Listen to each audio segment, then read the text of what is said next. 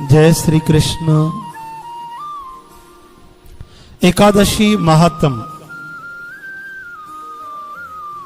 ज्येष्ठ मास की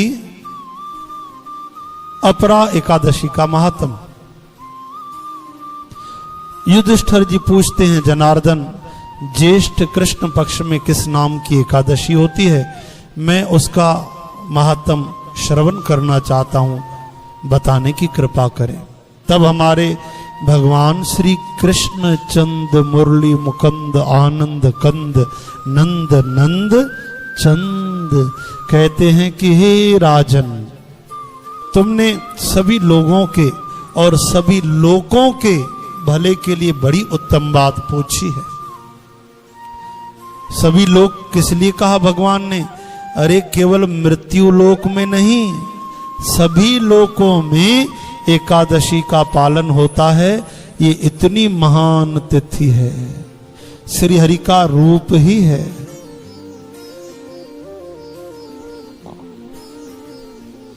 हे राजेंद्र, इस एकादशी का नाम अपरा एकादशी है।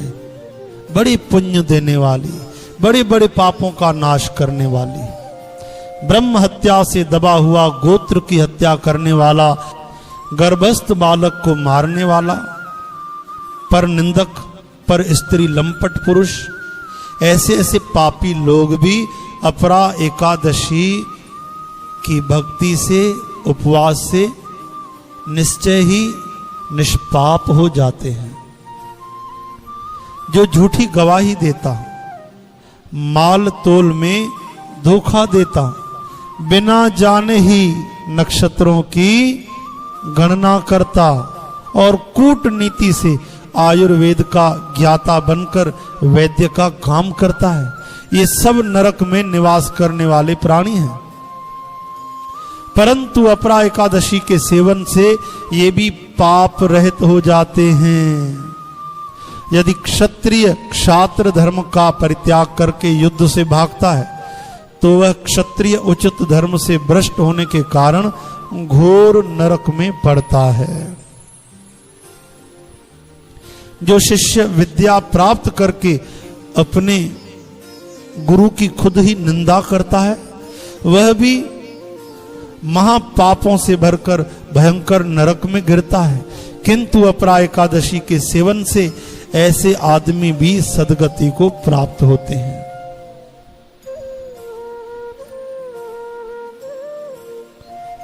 देखिए, पाप तो नष्ट होते हैं, लेकिन हमें एक पवित्र भाव होना चाहिए कि आगे भी हमसे कोई पाप न हो, कोई निंदा न हो, तभी तो भगवान पाप क्षमा करते हैं।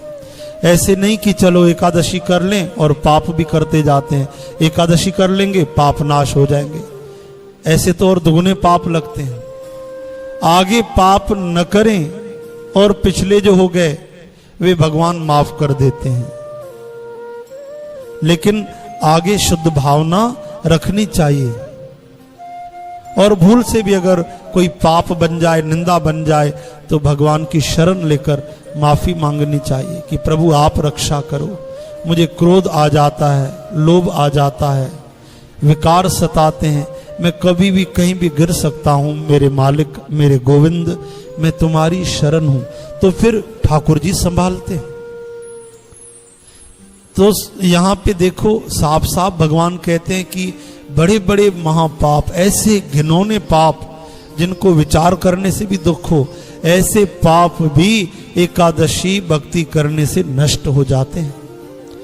माघ में जब सूर्य मकर राशि पर स्थित हो, उस समय प्रयाग में स्नान करने वाले मनुष्यों को जो पुण्य मिलते हैं, काशी में शिवरात्रि का व्रत करने से जो पुण्य प्राप्त होते हैं, हर हर महादेव, हर हर महादेव, हर हर महादेव। गया में पिंड दान करके पितरों को तृप्ति प्रदान करने वाला पुरुष जिस पुण्य का भागी होता है, बृहस्पति के सिंह राशि पर स्थित होने पर गोदावरी में स्नान करने वाला मानव जिस फल को प्राप्त करता है, बद्रिकाश्रम की यात्रा के समय भगवान केदार के दर्शन से, बद्री तीर्थ के दर्शन सेवन से जो पुण्य उपलब्ध होता है, सूर्य ग्रहण के समय कुरुक्षेत्र में दक्षिणा सहित यज्ञ करके हाथी घोड़ा स्वर्ण दान करने से जिस फल की प्राप्ति होती है, अपरा एकादशी के सेवन से भी मनुष्य वैसे ही फल प्राप्त करता है।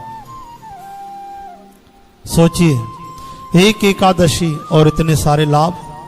अपरा को उपवास करके भगवान वामन की पूजा करने से मनुष्य सब पापों से मुक्त हो जाते हैं और श्री विष्णु लोक में सम्मान पाते हैं।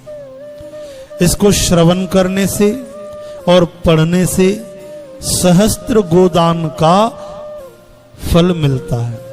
जिसको केवल सुनने से, पढ़ने से हजार हजार गायों के दान करने का लाभ होता हो, तो मेरे भाई बहन, जब आप उपवास करेंगे, कीर्तन करेंगे, तो सोचो कितना लाभ होगा।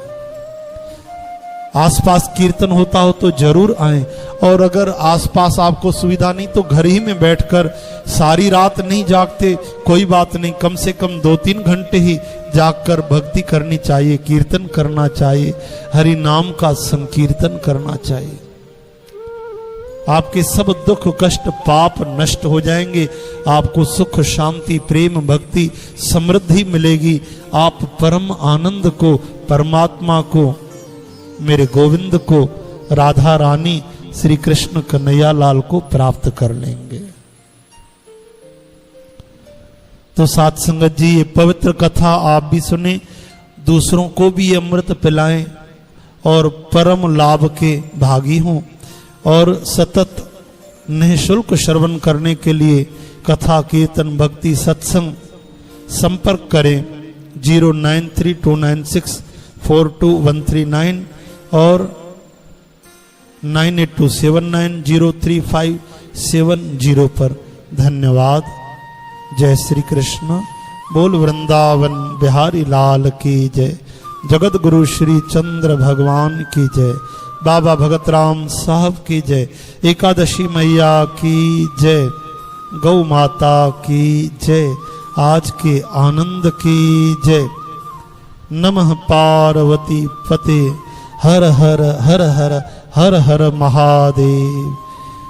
आयो लाल कयो झूले लाल। जय श्री कृष्ण। जय श्री कृष्ण।